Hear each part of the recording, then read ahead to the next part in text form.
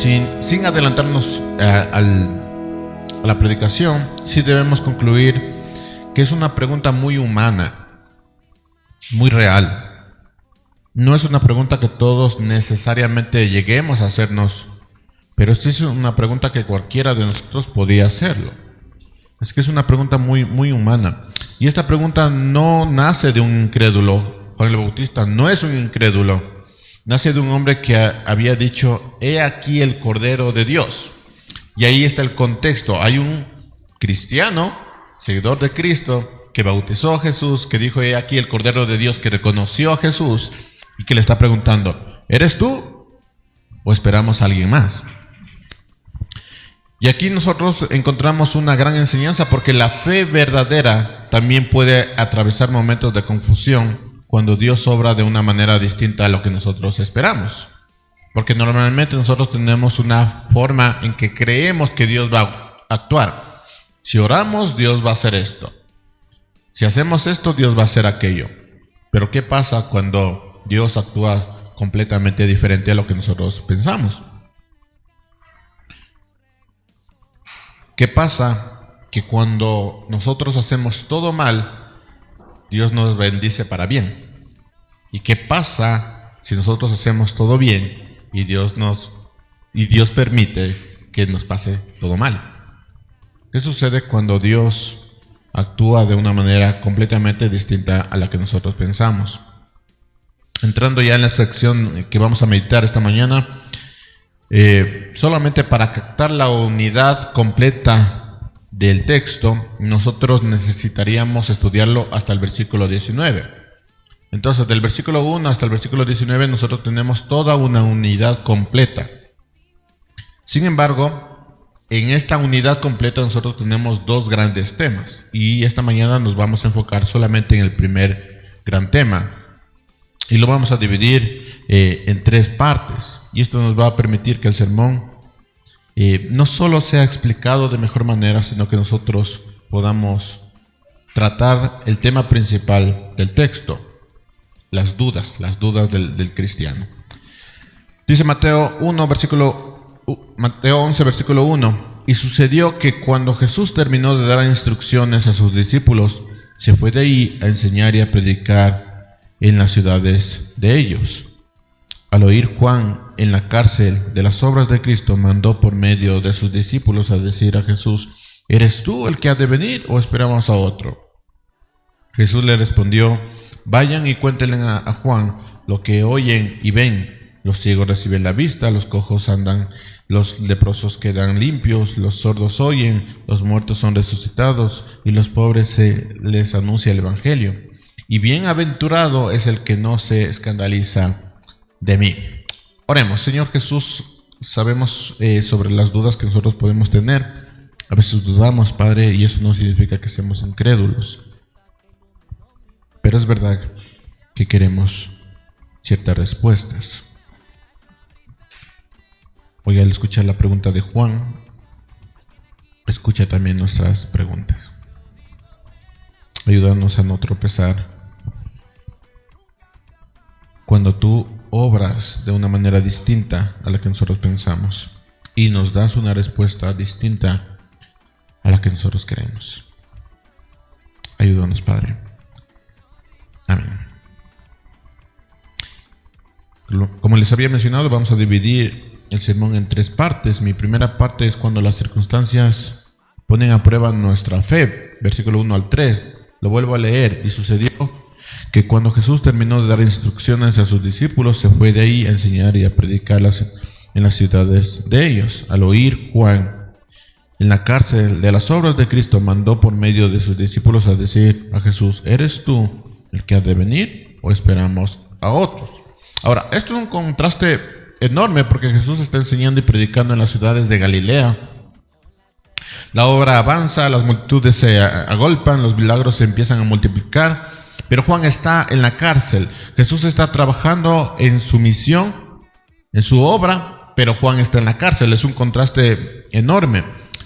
Herodes Antipas lo había encarcelado en la fortaleza de Maqueronte, así se llama, una prisión oscura, húmeda, al este del Mar Muerto, y desde ahí Juan solo podía escuchar los informes del actuar de Jesús. Pero los informes no eran lo que él estaba esperando. ¿Qué estaba esperando Juan? Bueno, Juan, como todo judío en aquella época, había anunciado un Mesías que vendría con fuego y juicio. Y recuerden que eso fue lo que había anunciado en Mateo 3:12. Dice, su aventador está en su mano y limpiará su era, recogerá su trigo en el granero y quemará la paja en fuego que nunca se apaga. Eso es lo que estaba esperando Juan el Bautista. Un Mesías que vendría con fuego y juicio. Muy parecido a muchos judíos de aquella época. Juan no había tenido el privilegio de ser discípulo de Jesús, así que no tenía todas las piezas en orden. Había continuado con su misión y esa misión la había llevado a ser encarcelado. Así que solo podía escuchar los informes de aquel Jesús. Y era un informe completamente distinto. Juan esperaba fuego, esperaba juicio, esperaba la separación del trigo y la paja. Esperaba que el reino de Dios se estableciera con poder, derrocando a los opresores y liberando a los cautivos. Eso es lo que estaba esperando Juan. Pero, ¿qué oye Juan? Bueno, Juan oye que los ciegos son sanados, los cojos y los leprosos también son sanados. Oye que come con pecadores, que come con recaudadores de impuestos, que llama a un recaudador de impuestos a ser su discípulo. Oye que predica las buenas nuevas a los pobres. Bueno, y él se pregunta, ¿y dónde está el fuego? ¿Dónde está el juicio? ¿Dónde está el reino que Juan esperaba? Y entonces Juan manda a preguntar a sus discípulos, ¿eres tú o esperamos a alguien más? La prisión pone a prueba lo que el desierto había formado. Es muy fácil anunciar el mensaje cuando tú tienes libertad. Es muy fácil hablar de este Cristo cuando tú tienes todas las oportunidades para hacerlo. Es fácil proclamar el juicio cuando estás en el desierto, muy libre, muy tranquilo, y las multitudes acuden a ti. Y este es el tema, es muy fácil de hablar del evangelio cuando tú estás bien, cuando tú estás haciendo lo correcto o tratas de hacer lo correcto, es muy fácil. Pero cuando estás encadenado, cuando tu vida pende de un hilo, cuando el poder de Herodes parece triunfar sobre la justicia de Dios, entonces la fe se pone a prueba. Ahí ya no es tan fácil. Y aquí llegamos a ver tres observaciones importantes. La primera observación es que la pregunta de Juan no es incredulidad, es perplejidad. O sea, Juan está perplejo por lo que está escuchando. Juan no está dudando de la existencia de Dios, no está negando a Jesús, está luchando por entender los caminos de Dios en medio de una situación que no tiene sentido humano. Porque uno podría decir, bueno, estoy haciendo la obra de Dios y sí, me entrego completamente aunque me lleve eso a la muerte. Y mientras estoy haciendo eso, el Cristo al que le estoy diciendo, el Cordero de Dios ha llegado, está haciendo milagros y no está pasando nada. Entonces Juan está luchando con entender el camino de Dios. La teología de Juan era correcta, el Mesías vendría a juzgar, pero su aplicación de la teología era incompleta o incorrecta. O sea, Juan tenía toda la teología completa, la doctrina completa, lo entendía, pero no lo aplicaba bien. No había entendido que el juicio vendría después de la misericordia. Primero misericordia y después el juicio. Él estaba esperando primero juicio y después no sé. Entonces la teología es correcta, pero la aplicación es incorrecta o incompleta. Y eso mismo puede pasar con un cristiano que tenga toda la teología completa en su mente y decir, sí, yo tengo esto y es bien claro y lo entiendo, pero aplicado ya es otro asunto. La segunda implicación es que la pregunta de Juan revela su humanidad. Y la pregunta para nosotros ¿es un pecado tener preguntas? Porque se ha dicho que nosotros no podemos preguntarle a Dios. pecado tener preguntas? ¿Es un tema de incredulidad? Si alguien te ha dicho, no le preguntas a Dios el por qué ni el cuándo, ¿no? ¿Por qué? ¿Es pecado? ¿Es pecado acudir a Jesús con nuestras dudas? ¿O cómo vamos cuando tenemos nuestro tiempo devocional o estamos pasando por alguna dificultad? ¿No le decimos lo que dudamos? ¿O qué hacemos? ¿Es pecado? Juan hace exactamente lo correcto. Cuando no entiende algo, va directamente a la fuente. Él no está entendiendo. Entonces está preguntando. No se queda amargado en la celda rumiando sus dudas, diciendo, no, si le pregunto puede ser pecado. No, él envía y pregunta. Y es una pregunta genuina que requiere una respuesta. Así que no es pecado tener preguntas ni dudas. Es parte de la vida. Porque una cosa es predicar y ver el evangelio desde la propia libertad, pero otra cosa es hacerlo cuando tenemos dificultades. Y ahí surgen dudas. Y de alguna manera es pecado tener esas dudas. Tercero, la tercera implicación, la pregunta de Juan es también pastoral. Algunos comentaristas sugieren que Juan no preguntó por sí mismo, sino que también le estaba preguntando por sus discípulos. Es decir, los discípulos también tenían dudas. Ellos también estaban confundidos, porque lo que había predicado Juan era fuego y ceniza. Así que ellos también estaban confundidos. Ellos también necesitaban una certeza. Y Juan actúa como un buen pastor y dicen, ¿saben qué? Vamos a la fuente. Vamos y pregúntenle a él.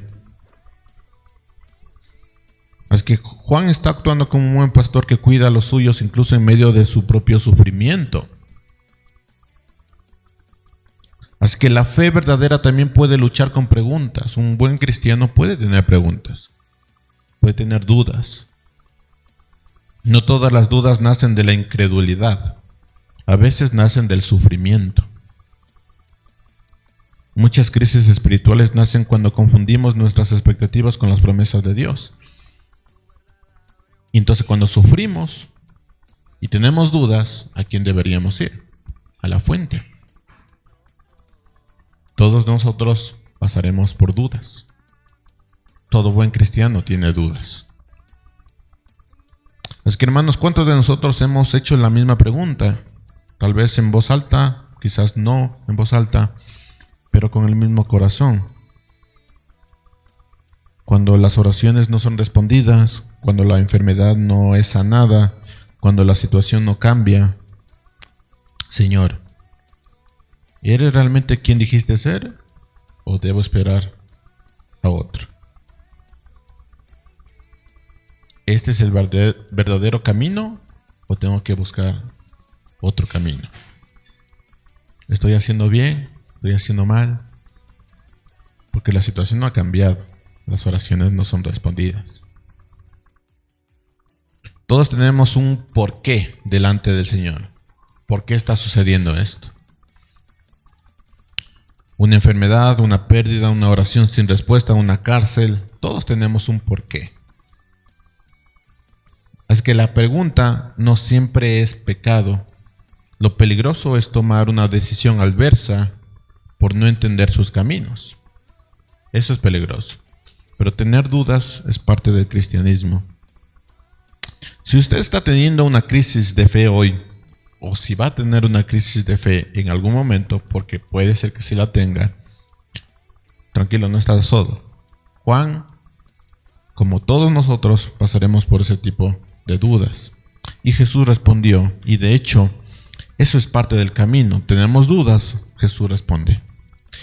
Y esto me lleva a mi segundo punto, cuando Cristo responde con su palabra.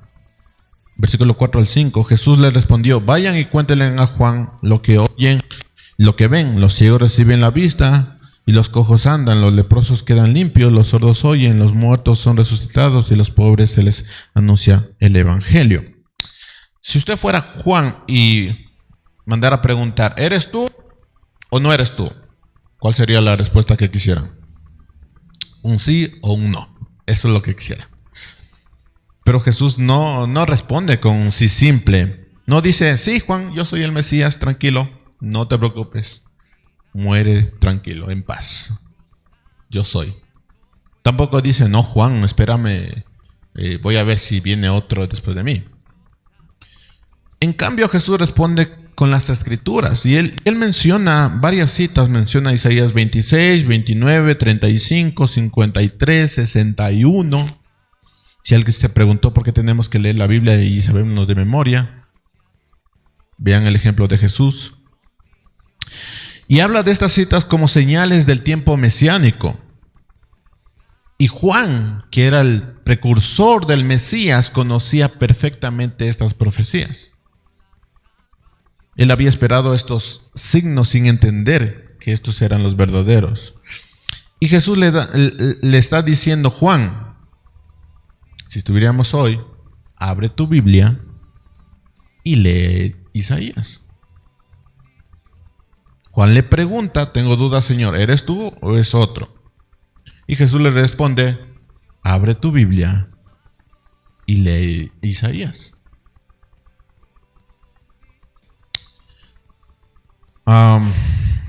Y Jesús, en palabras de Mesías, le está diciendo, ¿qué dice Isaías, qué dice la Escritura sobre el Mesías?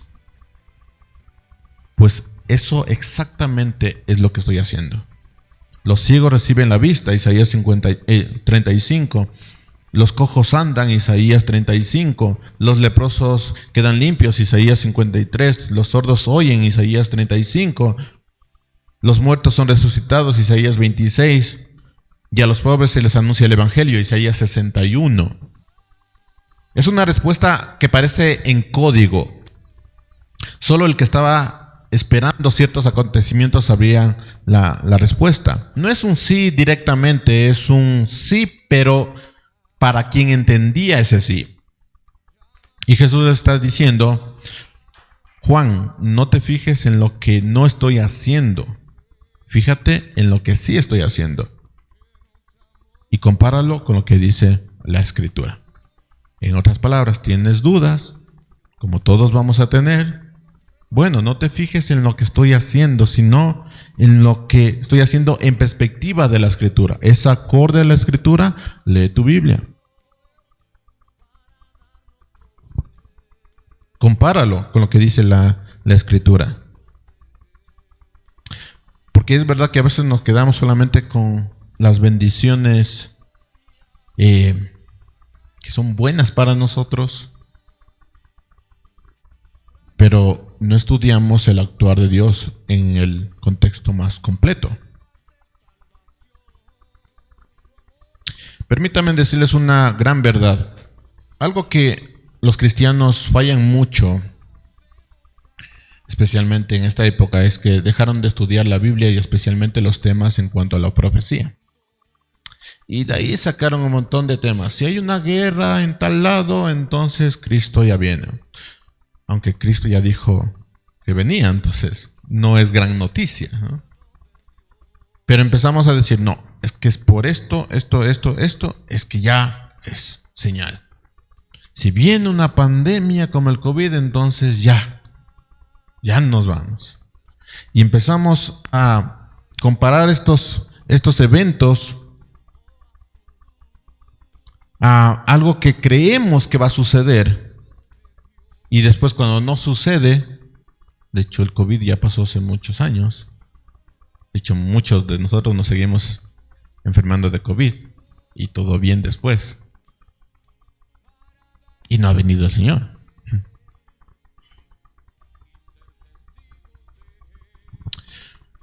Entonces, no solo fallamos en estudiar la Biblia, sino que fallamos en temas muy específicos de la Biblia, como el tema de la profecía. Fallamos en términos del futuro o del cumplimiento. Y eso afecta el cómo nosotros vamos a seguir viendo la vida. Y estamos tratando de cazar ahí eventos y conectarlos con la Biblia. Pero resulta que Dios empieza a actuar de una diferente manera. Y no está mal tener ese tipo de ideas. Lo malo es ponerlo como una verdad, que se dio mucho en dos eventos muy específicos en nuestros últimos años. El tema de la pandemia y el tema de la guerra allá en Medio Oriente. No está mal, yo creo, tener esas ideas. Lo malo es ponerlo como verdad. Si nosotros tenemos dudas acerca del tema, ¿a quién deberíamos acudir? A la fuente. Entonces, ¿qué dice la Escritura acerca de estos eventos? ¿Es verdad? ¿No es verdad? Porque nos dejamos llevar por lo que dice alguien, pero no vamos a la fuente. Entonces, estamos en la misma situación de Juan el Bautista en la cárcel en momentos difíciles y decimos, Señor, ¿eres tú o esperamos otra cosa? O Señor, ¿ya vienes o seguimos esperando? Y Jesús responde, ¿qué dice la Escritura? ¿Qué dice la Biblia? Tres observaciones importantes. Primero, las obras hablan. Jesús no se defiende con argumentos teóricos diciendo, no, sí, porque esto. No. No le dice a Juan, déjame explicarte mi teología. O déjame explicar las obras. Déjame explicar lo que estoy haciendo para que tú tengas una respuesta. Jesús señala sus obras y dice, mira lo que estoy haciendo. Eso es todo lo que dice Jesús. Así que las obras sí hablan. La obra de Cristo son evidencia suficiente de su identidad, la sanidad, la restauración, la misericordia, la predicación del evangelio a los pobres. Todo es testimonio de que el reino de Dios ha llegado. Así que Jesús no se pone a explicar su teología. Él dice, estas son y estas son. Compararlo con la Escritura, algo que tú ya sabes. Lo segundo es que la Escritura interpreta las obras. Las obras de Jesús no son arbitrarias. No es que Jesús está tomando cositas y dice, bueno, la Escritura dice esto, que va a pasar con el Mesías, yo voy a hacer otras cosas, como para agregarle más cosas. Las obras de Jesús no son arbitrarias. Todo lo que está haciendo Jesús en la tierra, todo lo que hizo Jesús en la tierra, cumplen las profecías, están en línea con lo que Dios había prometido. Y Juan no debería medir a Jesús por sus expectativas, porque Juan estaba esperando fuego y juicio. Y nosotros tampoco deberíamos medir a Jesús por nuestras expectativas. Si sucede esto es que es verdad, es que es bueno. Y terminamos diciendo, bueno, si Dios nos bendice, entonces hemos hecho algo bueno. Y posiblemente no sea ni así. Porque el problema es que nosotros terminamos definiendo a Dios según nuestras circunstancias. Si tenemos lo que queremos, si hemos orado y tenemos lo que queremos, entonces Dios es bueno. Si no, ¿qué decimos? Por algo será. Y empezamos a definir a Dios por las circunstancias. Si obtenemos justicia, si buscamos justicia de alguna manera, entonces decimos, sí, Dios es justo. Y esa es la proclamación, Dios es justo. Pero si hay consecuencias, decimos, Dios nos está probando. Entonces es un Dios que prueba a sus hijos. Ahí sí ya no decimos Dios es justo, ¿no? Sino ya Dios nos está probando. Si no hay respuesta de lo que pedimos, terminamos diciendo, Dios sabrá. Y aunque parecen expresiones buenas, lo que estamos evidenciando es que estamos determinando y definiendo a Dios por medio de nuestras circunstancias. ¿Por qué no decimos cuando pasamos por las consecuencias que nosotros mismos hemos traído, Dios es justo? ¿Por qué cuando una enfermedad no es sanada decimos Dios es justo?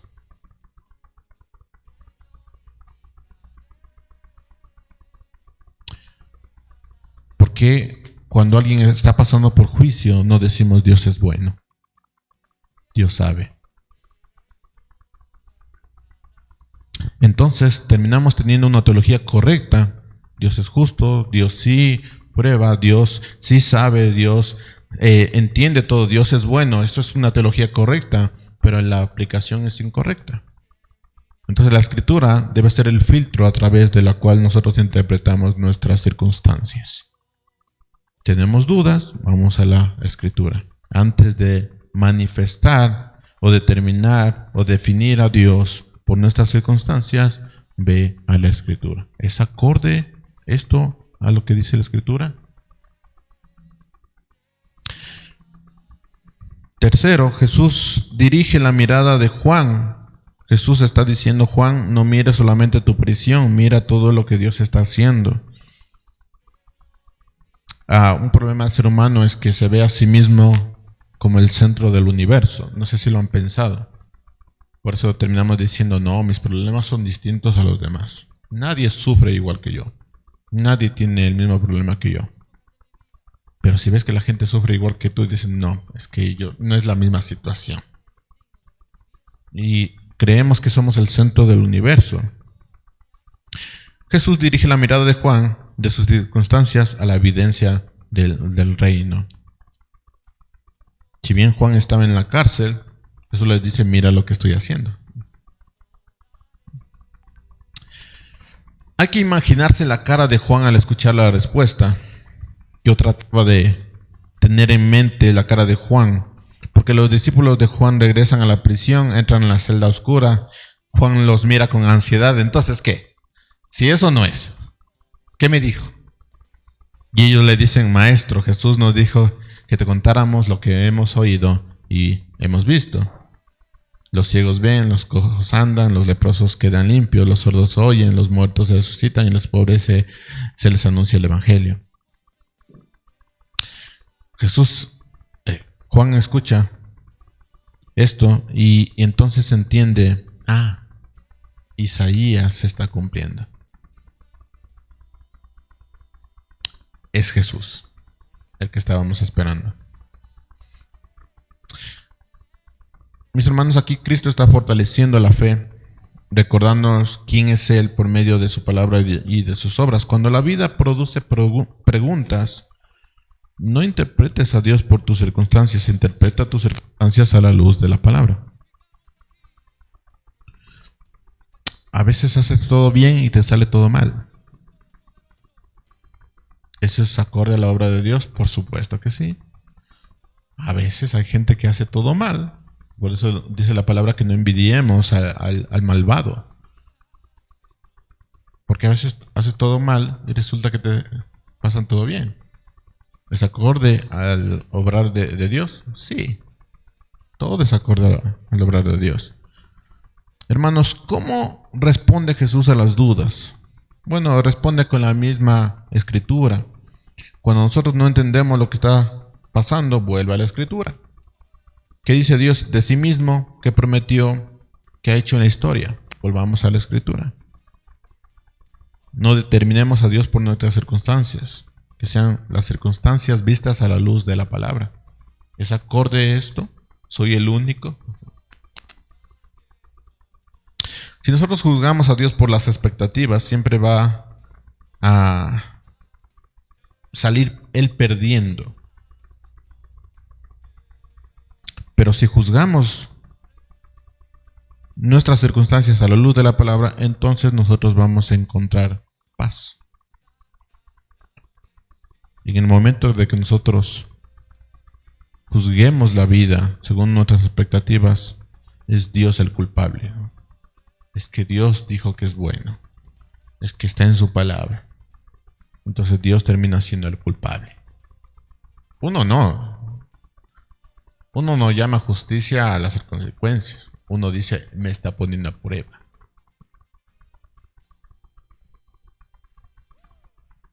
Y ese es un grave error. Y hay que aprender de Juan, porque antes de poner una interpretación o darle a sus discípulos una interpretación de lo que estaba sucediendo, porque posiblemente Juan podría haberles dicho: no, ¿saben qué? Me equivoqué, esperemos a alguien más. Pero antes de determinar eso, va a la fuente y pregunta. Y esto me lleva al tercer punto, cuando la fe decide no tropezar con Cristo, versículo 6. Y bienaventurado es el que no se escandaliza de mí. Todo el pasaje culmina aquí, no en los milagros, no en la cita de Isaías, sino en la bienaventuranza. Dice: bienaventurado el que no se escandaliza de mí. ¿Qué significa escandalizarse? Bueno, la palabra griega aquí habla de tropezar, de ofenderse, de apartarse. Es la misma palabra que se utiliza en la piedra de tropiezo en 1 de Pedro 2:8. Es la misma palabra. Es lo que hace una persona que se encuentra con algo que no le gusta y decide alejarse. Es el término que está utilizando Jesús aquí. Otra traducción diría, hay una buena versión que es la Nueva Versión Viva, que dice, dígale además que benditos son los que no dudan de mí. Jesús sabía que él sería el Mesías, pero un Mesías diferente a lo que muchos estaban esperando. Jesús estaba convencido de eso, entendía eso, porque como Dios sabía lo que estaba sucediendo y lo que los judíos estaban esperando. Entonces Jesús entendía que muchos iban a dudar de Jesús por la forma de actuar de Jesús. Bueno, Juan no es distinto a eso, porque Jesús no conquistaría a Roma, va a conquistar el pecado, no va a levantar primero un trono, primero va a levantar una cruz. No va a juzgar de inmediato, primero va a mostrar misericordia. Y muchos van a tropezar con esto porque muchos estaban esperando eso. Y Jesús estaba convencido y entendía lo que había en el corazón de ellos. Y dice, bienaventurado el que no se escandaliza de mí. Es decir, dichoso es el que no tropieza porque Dios está obrando de distinta manera a la que estabas esperando. Bienaventurado, feliz seas, porque no te apartas de Dios.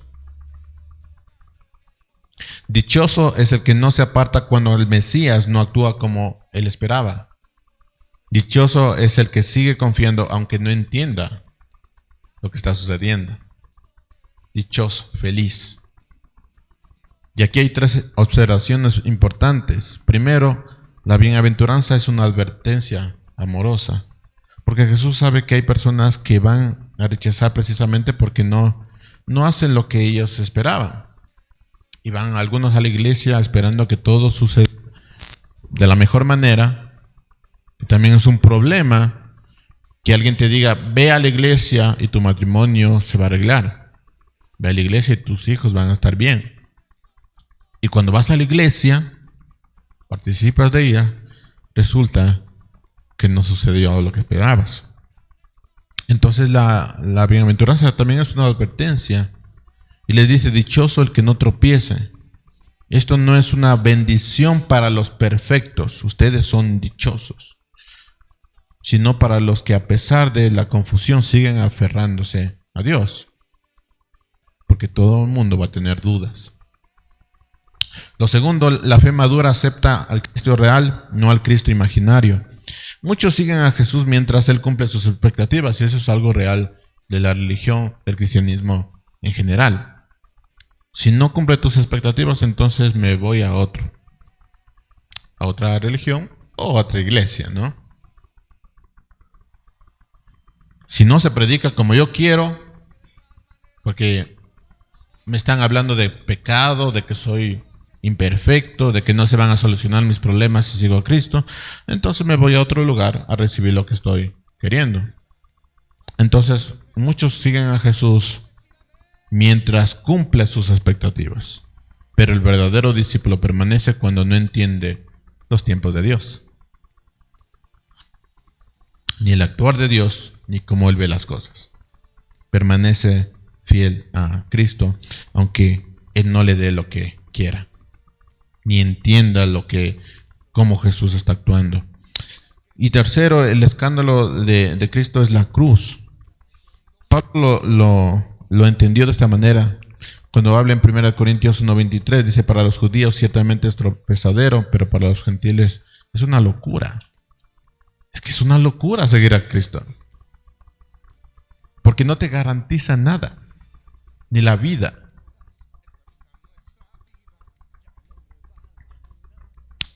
No te garantiza que vas a llegar a viejito, ni que vas a tener todo lo que necesitas. No hay garantía. Es que es una locura.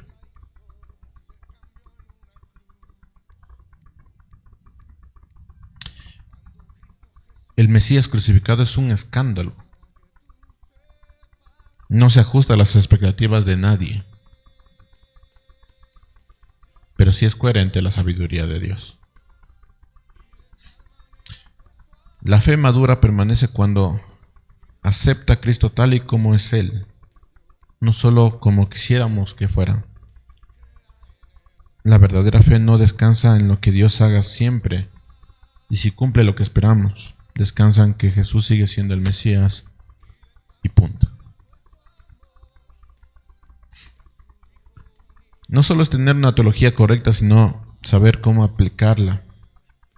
Sabemos que Dios es bueno, pero cuando no recibimos lo que tenemos, también es bueno. Sabemos que Dios es justo y aún no dándonos justicia, sigue siendo justo. Sabemos que Dios entiende todo, que sabe todo, que todo lo tiene bajo control, aunque parezca que no hay ningún control. Entonces hay que tener una teología correcta y saber aplicar esa teología. La fuente de la teología es la Biblia y como debemos aplicarla también está en la Biblia. ¿Tienes dudas? ¿Qué dice la Escritura acerca de esto? Una buena teología, una buena doctrina nos hace nosotros dirigirnos directamente a la Escritura y tener una respuesta. Y una paz que sobrepasa todo entendimiento, aunque estemos pasando en dificultades. Esta es la promesa, mis hermanos: bienaventurado el que no se escandaliza de mí, bienaventurado el que sigue confiando aunque no entienda, bienaventurado el que sigue creyendo aunque no lo vea, bienaventurado el que no se aparta aunque las cosas no salgan como uno espera, bienaventurado el que busca la fuente, bienaventurados sean. Y la pregunta que todos debemos responder, hermanos, son: ¿qué significa para mí la teología y qué significa para mí la aplicación de la teología?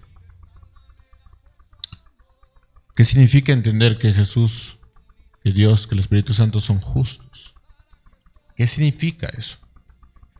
Es una buena duda. Ve a la fuente. ¿Qué significa que Dios es bueno? ¿Qué significa que Dios es amor? ¿Qué significa que Dios es fuego consumidor?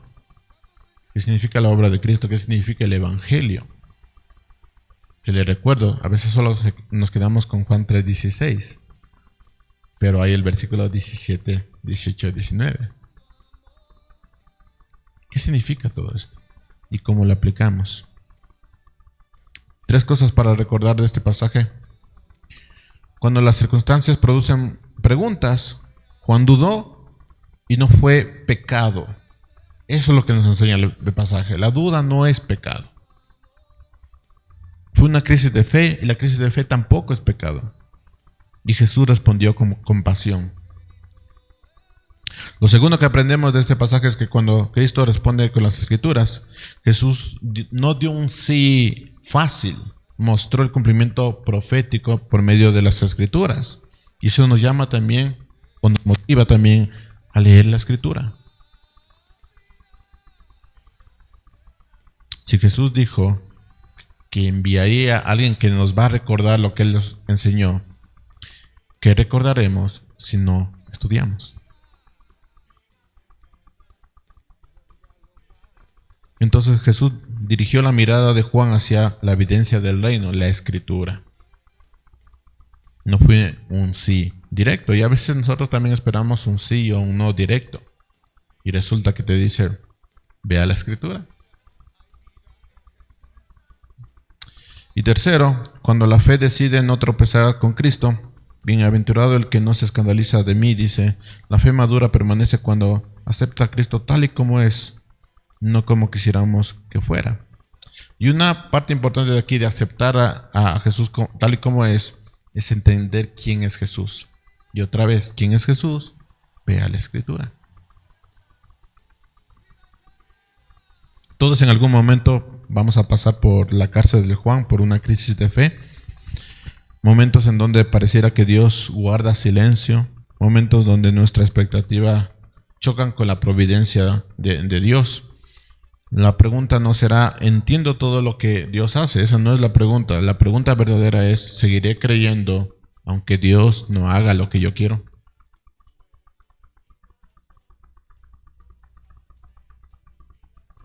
Aunque no comprenda sus caminos, ¿seguiré?